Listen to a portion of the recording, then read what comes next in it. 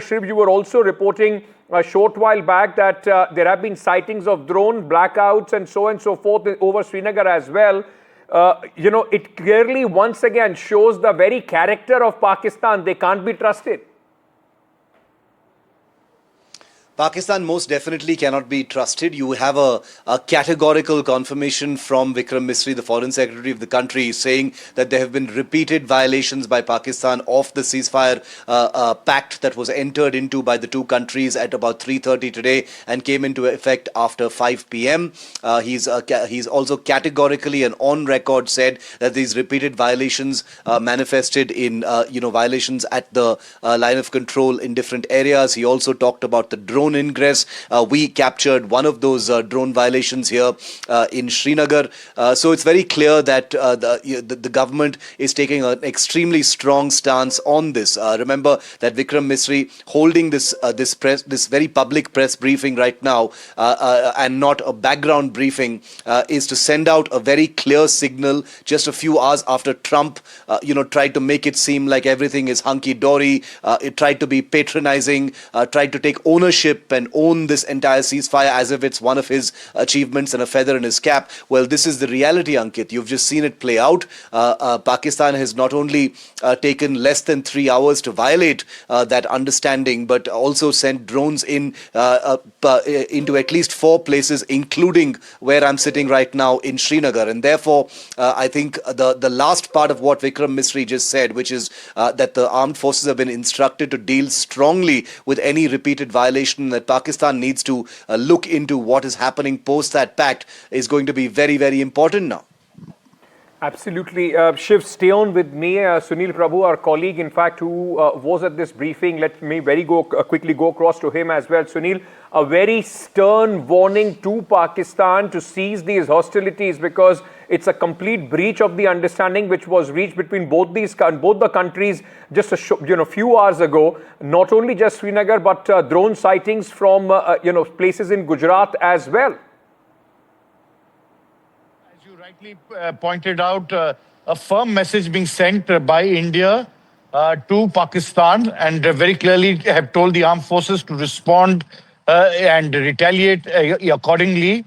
But it's a very, very categorical statement from the Ministry of External Affairs. This was, a briefing which was called all of a sudden to really set the record straight after the ceasefire violation. So there has been a lot of tension.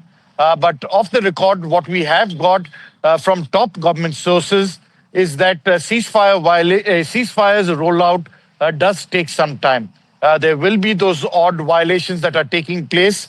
But having said that, they want to send a message to our armed forces and to everybody concerned that they are not going to take it lightly till that entire ceasefire rolls out properly. So it's in that backdrop.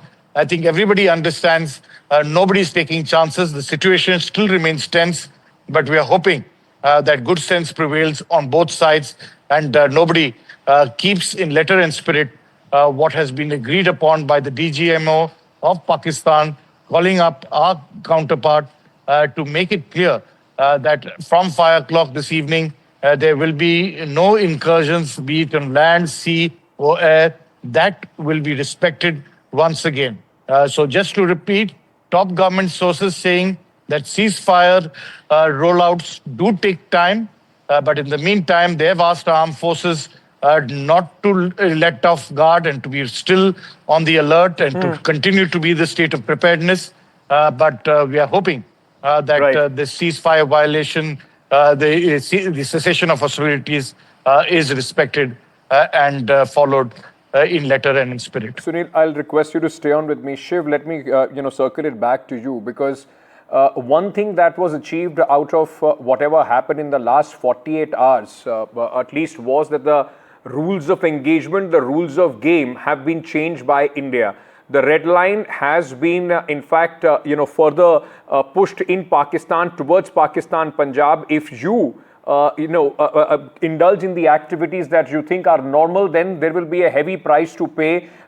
Any part of Pakistan is accessible as far as is game as far as the Indian security forces are concerned. Now, with this, we have already said that this is a serious breach. things are very fragile at this moment. You couldn't be more right, Ankit. They're extremely volatile. They're extremely tense.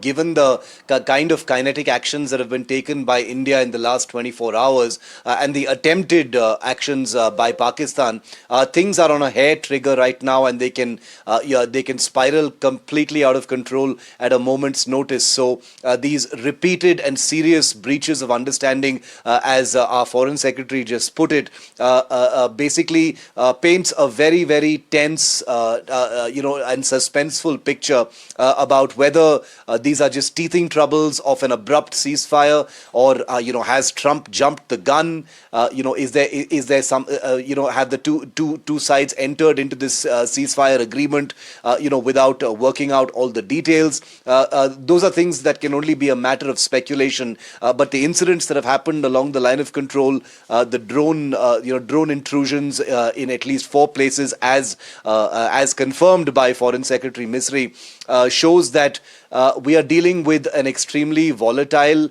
unpredictable, unreliable enemy and adversary. And I will use that word enemy, given what Pakistan has done in the last few days, especially target Indian population centers after, killing innocents in Pahalgam.